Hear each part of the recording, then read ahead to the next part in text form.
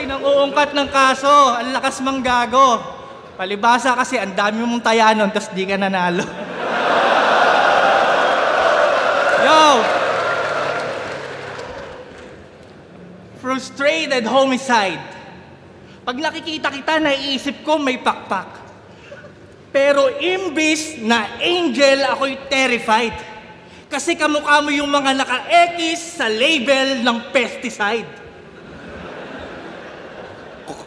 Kung ganito itsura ng only child, aba di bali na lang magdagdag pa. Kaya ka naging frustrated homicide kasi nabigo silang ipalaglag ka. Oh, shit! Hindi nyo alam? Story time! Nung pinagbubuntis ka nung una, yung mga magulang mo na-excite. Hanggang sa makita nila yung ultrasound lahat ng picture naka-west side.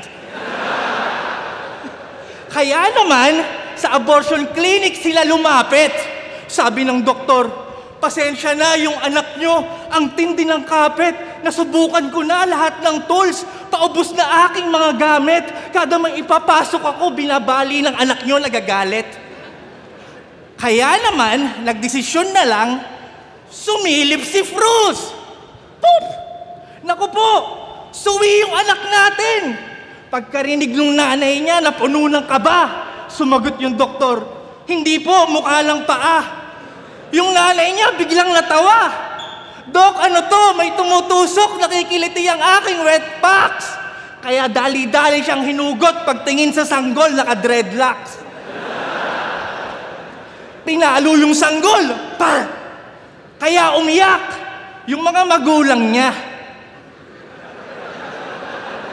Kasi tila ba ang mundo nila ay nagunaw, napabulong ng no choice tayo kundi buhayin tong bakulaw. Pero surprisingly, di ka naman daw mahirap alagaan. Nagawa niyang lumaki nang walang masyadong nagtuturo. Bibigyan lang ng pagkain at inumin, tapos yun, babalik na sa puno. Ngayon kung itatanong nyo, Tipsy, bakit puro ka jokes? Di ka naman para sa ganyan. Yung top 2 kasi parehong komedyante. Pareho ko din papalagan yan. Sabi nila, kapag ang joker nagseryoso, dapat kang matakot at baka ka masaktan. Ang masasabi ko lang, mas nakakatakot pa rin pag tumatawa na si Batman. Pawang katotohanan, walang halo na rumor. Diskarte ni Bruce Wayne na may tuso ni Luthor. Akala